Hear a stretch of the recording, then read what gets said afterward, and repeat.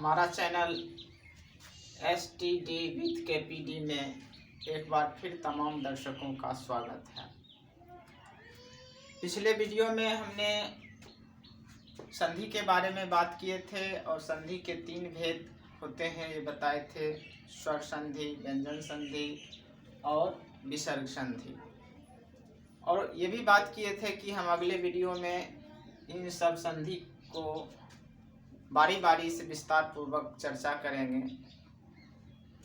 तो बुक में तो सब कुछ दिया ही है, मैं उसको सरल तरीके से बताने का प्रयास करता हूँ। अगर अच्छा लगे तो हमारे चैनल को लाइक एवं सब्सक्राइब कर दीजिएगा। तो शुरू करते हैं आज का टॉपिक स्वर संधि के बारे में। तो 2 स्वर वर्णों के मेल से जो विकार उत्पन्न होता है उसे स्वर संधि कहते हैं। अर्थात 2 शब्द का मेल होगा तो पहले शब्द का अंतिम वर्ण और दूसरे शब्द का प्रथम वर्ण दोनों स्वर वर्ण होंगे। तो अब स्वर संधि के बारे में बात करते हैं। तो सबसे पहले जान लेते हैं स्वर वर्ण कितने हैं हिंदी में। तो हिंदी वर्णमाला में स्वरों की संख्या 11 है और वो इस प्रकार है: आ, ई, उ, ऋ, ए, ऐ, ओ और औ। तो इस प्रकार से 11 हो गया। 1 2 3 4 5 6 7 8 9 10 11। और बहुत से लोग इसमें कंफ्यूज भी रहते हैं कि स्वर वर्ण 12 है, कुछ लोग सोचते हैं स्वर वर्ण 13 है। वे इसलिए होते हैं कि वे जो है अंग और अह इन दोनों को ही स्वर वर्ण ही समझ लेते हैं। तो इस प्रकार से लोग सोचते हैं कि 13 हो गया। और कुछ लोग इस री को भूल जाते हैं, इसको बीच में री वाले, वैसे बच्चे को जब सिखाया जाता है तो उसको जल्दी से पहले री नहीं सिखाया जाता है। तो ये जब इसको विलुप्त कर लेते हैं तो सोचते हैं 12 स्वर वर्ण है, लेकिन ऐसी बात नहीं है। इन 2 वर्ण जो है अंग और अ, इन 2 वर्णों में विभिन्न व्याकरण लिखने वालों, व्याकरण समझने वालों का मतलब एक मत नहीं है। कुछ व्याकरण जो है इसको व्यंजन मानते हैं, कुछ व्याकरण इसको न व्यंजन मानते हैं न स्वर मानते हैं। जैसे सरल हिंदी व्याकरण में लिखने वाले वसुदेव जी इनको व्यंजन मानते हैं, क्योंकि इनका उच्चारण कहते हैं स्वर वर्णों की सहायता से होता है। और आचार्य किशोरीदास वाजपेयी के जी के अनुसार ये कहते हैं ये ना स्वर है ना व्यंजन है, इसलिए इनको कहा गया है अयोग्य वा, यानी योग नहीं होने पर भी ये साथ रहता है। तो वे इसको व्यंजन क्यों नहीं मानते हैं? तो वे कहते हैं व्यंजन जो होता है स्वर वर्ण के पहले आता है। जैसे क है तो यानी इसका मतलब क हलंत जोड़ अ है।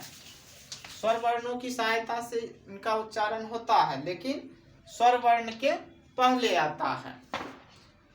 लेकिन अगर अंग अह जोड़ते हैं, जैसे कह, इसका मतलब है क हलंत है, जोड़ अ है और फिर इसका जो मात्रा है अह वाला यानी अह, यानी ये जो है इनका जो उच्चारण अह का हुआ उच्चारण ह की तरह इनका उच्चारण होता है। तो ये स्वर के बाद आता है। ये व्यंजन स्वर के पहले है और ये व्यंजन जो है स्वर के बाद है। तो किशोरीदास वाजपेयी जी के अनुसार वही कहते हैं कि व्यंजन तो स्वर के पहले आता है, लेकिन ये तो स्वर के बाद आता है। तो इसलिए ये ना तो स्वर है और ना ही व्यंजन है, इसलिए अंग और अह जो है अयोग्यवाह है। तो अभी जो स्वर वर्णों में होगा, स्वर वर्ण बात करेंगे तो उसमें हम इसी 11 वर्णों पर चर्चा चलेगी। ये 11 वर्ण जो है आ ई उ री ए ऐ ओ और औ। तो अब देखते हैं इसका, जैसे में इसका उदाहरण दिए हैं। जैसे अन्न जोड़ अभाव, अन्नाभाव है, तो अन्न में न में अ की मात्रा है यानी अ है, और अभाव का पहला वर्ण अ है। फिर हो गया यहाँ अन्नाभाव, नौ में आ की मात्रा लग गया है, इसलिए यहाँ आ बन गया, यानी अ और अ मिल करके आ बन गया है। तो यहाँ पर हम अधिकांश जगह देख रहे हैं कि मात्रा का अधिक प्रयोग हो रहा है। तो इसकी सुविधा के लिए हम एक दिन हिंदी की मात्राएं भी लेकर के आएंगे किसी वीडियो में। तो अभी तत्काल में ये कर लेते हैं, फिर एक दिन मात्रा के बारे में आप लोगों को मतलब बुक में दिया ही हुआ है, बस उसको हम समझाने का प्रयास करेंगे। महा जोड़ इंद्र में आ है, इसमें आ की मात्रा है, इसका पहला वर्ण ई है, इसलिए यहाँ भी स्वर है, यहाँ भी स्वर है, यानी दो स्वरों का मेल हो रहा है और विकार उत्पन्न हो रहा है। तो इस प्रकार ये दो स्वरों के मेल से जो विकार उत्पन्न होता है उसे ही कहा जाता है स्वर संधि। या जैसे यद्यपि में यदि दो में ई की मात्रा है, दो में ई की मात्रा है, तो यहाँ पर ई हो गया, यहाँ अ है, दोनों मिलाकर अ जोड़ हर्ष ई जोड़ अ बराबर य कैसे बन गया। तो ये नियम है, तो नियम अगला वीडियो में जब चर्चा करेंगे तो उसका नियम भी हम पढ़ेंगे।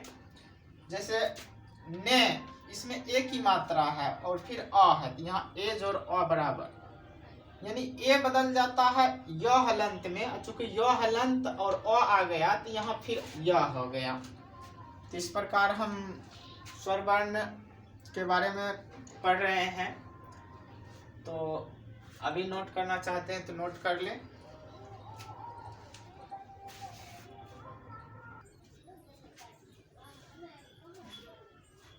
अब हम बात कर लेते हैं स्वर संधि के भेद, यानी स्वर संधि के 5 भेद हैं। दीर्घ स्वर संधि, गुण स्वर संधि, वृद्धि स्वर संधि, यन स्वर संधि और अयादि स्वर संधि। तो अब हम दीर्घ, गुण, वृद्धि, यन और अयादि के लिए फिर अलग अलग वीडियो लेकर के आएंगे और उसके बारे में विस्तृत रूप से चर्चा करेंगे। आप चाहते हैं कि मेरा अगला वीडियो भी सबसे पहले आपको मिले, तो मेरा चैनल को सब्सक्राइब करके बेल आइकन को जरूर प्रेस कर लें, ताकि जो ही मैं वीडियो डालूं तो सबसे पहले आपके पास पहुंच जाए। तब तक के लिए धन्यवाद।